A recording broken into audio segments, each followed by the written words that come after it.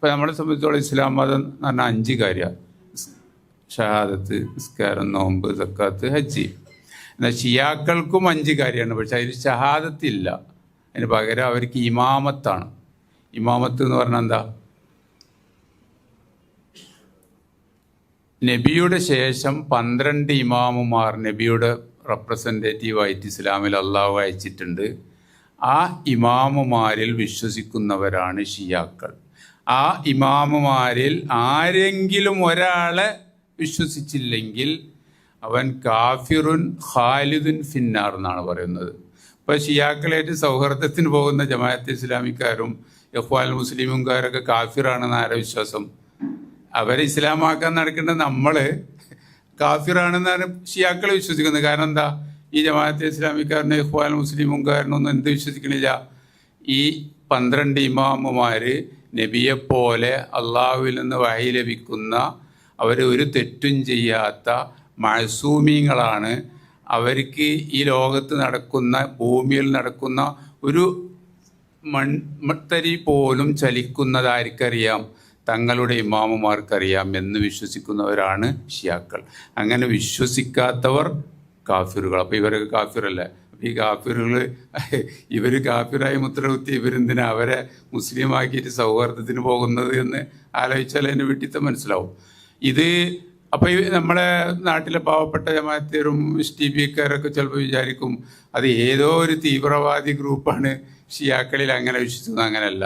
ഹുമൈനി അദ്ദേഹത്തിൻ്റെ മലയാളത്തിലേക്ക് പരിഭാഷപ്പെടുത്തിയ അൽ ഹുക്കൂമത്തുൽ Islami, Islamic government എന്ന് CMS പരിഭാഷപ്പെടുത്തിയ അരീക്കോട് ഇസ്ലാമിക് ഫൗണ്ടേഷൻ 1980-കളിൽ പ്രസിദ്ധീകരിച്ച പുസ്തകത്തിൻ്റെ 57-ാമത്തെ പേജിൽ പറയുന്ന വാക്കെന്താരോ? ഞാനെൻ്റെ അറബി പറയാം, മലയാളം പറയാം. ഇന്നമിൻ ലറൂറിയാത്തി മദ്ഹബിന അന്നലി അയിമ്മത്തിന മക്കാമൻ മഹ്മൂദൻ ലാ യബ്ലുഹു മലക്കുൻ മുഖറബുൻ വലാ നബിയുൻ മുർസലുൻ വഇന്ന ലി അയിമ്മത്തിന ഖുദ്റ തക്വീനിയ. നമ്മുടെ ഇമാമുമാർക്ക് ഈ പ്രപഞ്ചത്തെ മൊത്തം കൈകാര്യം ചെയ്യാനുള്ള അധികാരമുണ്ട്. നമ്മുടെ ഇമാമുമാർക്ക് 12 ഇമാമുമാർക്ക് അത് ആരെക്കാൾ വലിയവരാണ്? മുഖറബായ മലക്കുകളെക്കാളും മുർസലായ നബികളെക്കാളും നമ്മുടെ ഇമാമുമാർ ഉന്നതരാണ് എന്ന വിശ്വാസം നമ്മുടെ മദ്ഹബിൻ്റെ അഥവാ ഷീസത്തിൻ്റെ അനിവാര്യമായ വിശ്വാസമാണ് എന്ന് യാതൊരു സംശയലേശമന്യേ ഹുമൈനി 1979-ൽ ഇറാൻ പിടിച്ചടക്കിയ ഹുമൈനിയുടെ ഇസ്ലാമിക് ഗവൺമെൻറ് എന്ന പുസ്തകത്തിലും അവരുടെ ബുഖാരിയായ അൽ കാഫി എന്ന കുലൈനിയുടെ കാഫിയിലുമൊക്കെ ധാരാളം ഹദീസുകൾ ഈ വിഷയത്തിലുണ്ട്.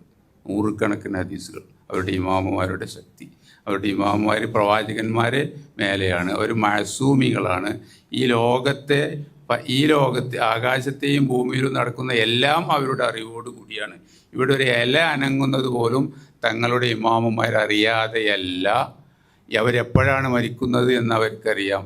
ഗർഭപാത്രത്തിലുള്ള കുട്ടിയെക്കുറിച്ച് അവർക്കറിയാം. എല്ലാവരും ഗർഭപാത്രത്തിലെയും. അതായത് അള്ളാഹുവിൻ്റെ അലി പറയുന്നതായിട്ട് അവരുടെ കിതാബിൽ പറയുന്നു, അനൽ അവ്വലു വൽ ആഖിറു വൽ ളാഹിറു വൽ ബാത്തിൻ. ഞാൻ ആദ്യത്തവൻ. അള്ളാഹിനെ പറ്റി പറഞ്ഞതാണ്. അലിയെ പറ്റി ഇവർ പറയുന്നു, ഞാൻ ആദ്യത്തവനാണ്, അവസാനത്തവനാണ്, ബാത്തിനാണ്, ഉള്ളിലുള്ളത് അറിയുന്നവനാണ്, പരസ്യമായിട്ടുള്ളത്. ഇതാണ് ഷീസം. ഇതാണ് ഇവരുടെ ഇമാമത്ത്. ഒന്നാമത്തെ ഷിയാക്കളുടെ ഈമാൻ കാര്യത്തിൽ ഒന്നാമത്തെ കാര്യം. ഇതറിയാതെയാണ് ഇവരെന്ത് ചെയ്തതു?